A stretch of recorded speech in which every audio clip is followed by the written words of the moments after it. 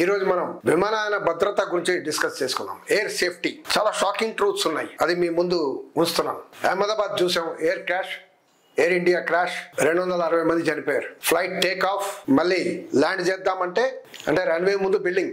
మంగళూరులో 160 మంది air India crash. ఇంత ముందు అక్కడ రన్వే విస్తీర్ణం పెంచాలని ఎక్స్పర్ట్స్ చేశారు, 33 ఎకరాలు కావాలన్నారు, ఇప్పటి వరకు లేదు. కోయికోడ్ ఎయిర్పోర్ట్ కేరళ, అది కూడా డేంజరస్, విడ్త్ లేదు, ఇంటర్నేషనల్ ఎయిర్పోర్ట్ దిగడం కష్టం, ఎక్స్పర్ట్స్ అడ్వైజ్ చేశారు, ఇప్పటి వరకు దాని మీద ఏం లేదు. సో మనం వివరాల్లో వెళ్దాం. షాకింగ్ ఎయిర్ సేఫ్టీలో మన భారత్ ఎదుర్కొంటున్న సమస్యలు ఏంటి డిస్కస్ చేసుకున్నాం. ఎయిర్ ప్యాసింజర్స్ భద్రత ఎంత ఉందో చూద్దాం. ఫ్లైట్ ప్యాసింజర్స్ 2014లో 6.5 crores, ఈ రోజు 16 crores, ఇంత పెరిగింది.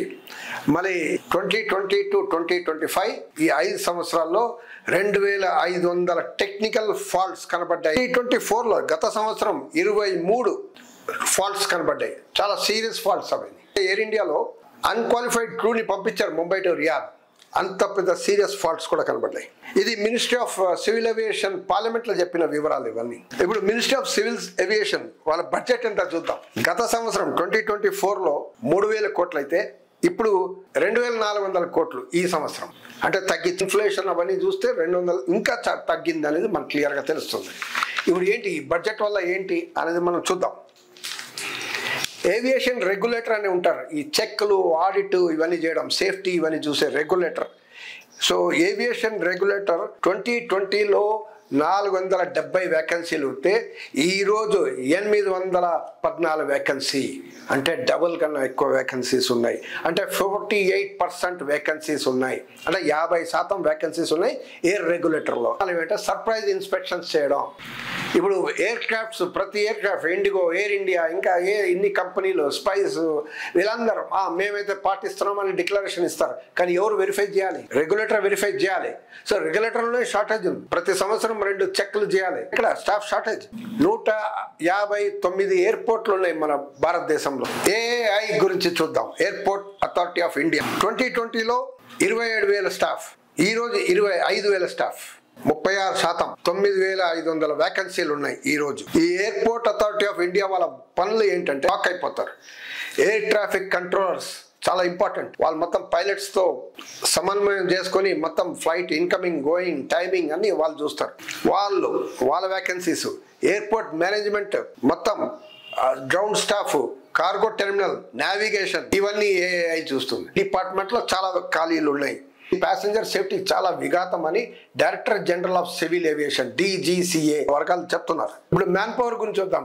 ఎయిర్ ట్రాఫిక్ కంట్రోలర్స్, ఇది వింటే మాత్రం చాలా భయంకరంగా ఉంది. ఎంత రిక్వైర్మెంట్ 5,500. ఎంతమంది ఉన్నారు?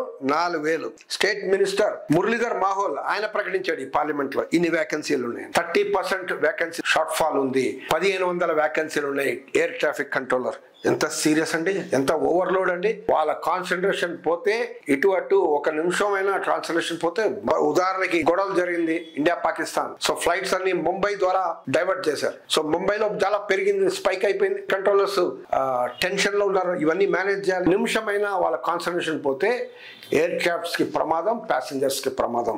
3 సంవత్సరాల పార్లమెంటరీ కమిటీ రిపోర్ట్ ఉంది, parliamentary standing committee on air safety. 2022లో 3 సంవత్సరాల క్రితం ప్రభుత్వం అంగీకరించింది, ఎస్ పైలట్లో మాకు షార్ట్ ఫాల్ వేకెన్సీలు ఉన్నాయి, ఇంజనీర్లో వేకెన్సీలు ఉన్నాయి, టెక్నీషియన్స్లో వేకెన్సీలు ఉన్నాయి, గ్రౌండ్ స్టాఫ్లో వేకెన్సీ, అన్ని రంగాల్లో అన్ని డిపార్ట్మెంట్లో మాకు వేకెన్సీలు ఉన్నాయని ప్రభుత్వమే ప్రకటించింది పార్లమెంట్లో. నెక్స్ట్ ప్లాన్ ఏమిటి? ఇంకా 1400 ఎయిర్ క్రాఫ్ట్, 1,400 ఎయిర్ క్రాఫ్ట్ని ఆర్డర్ చేసాం. ఇవన్నీ వస్తాయి ఇప్పుడు, కొత్త ఎయిర్ క్రాఫ్ట్లు వస్తాయి. మరి ఎయిర్ క్రాఫ్ట్ వస్తే పైలట్లు కావాలి కదా. మళ్ళీ పైలట్ల ట్రైనింగ్ ఏజెన్సీ ఉంది రాయ్బరేలీలో, ఉడాన్ అకాడమీ. వాళ్ళ సంగతి ఏంటంటే వాళ్ళు ట్రైనింగ్ చేయడానికి గతంలో 5 సంవత్సరాల క్రితం 24 ఎయిర్ క్రాఫ్ట్ ఉంటే ఈ రోజు కేవలం 15. అంటే తక్కువ ఎయిర్ క్రాఫ్ట్ ఉంటే పైలట్స్ కి ఎలా ట్రైనింగ్ ఇస్తారు? ఇది చాలా సీరియస్. అంటే ట్రైనింగ్ ఇన్స్టిట్యూట్స్ కూడా షార్ట్. నెక్స్ట్ 10 years లో 30,000 పైలట్స్ అవసరం అనేది అంచనా పార్లమెంటరీ స్టాండింగ్ కమిటీ. కానీ ఇప్పుడు ఎంతమంది ఉంది? 10,000. 159 ఎయిర్పోర్ట్స్ నుంచి 200 ఎయిర్పోర్ట్లు ఇప్పుడు పెరగబోతుంది నెక్స్ట్ ఇయర్. ఇది గవర్నమెంట్ ప్రకటించింది. మరి కంట్రోలర్స్ ఎక్కడండి? అన్ని మేనేజ్ చేయాలి. ఆ ఏరియా అక్కడ ఎయిర్పోర్ట్స్ లో కూడా కంట్రోలర్స్ అవసరం. మరి ఎట్లా మేనేజ్ చేస్తారు? కంట్రోలర్స్ అయితే షార్టేజ్, 30% షార్టేజ్ ఉన్నారు.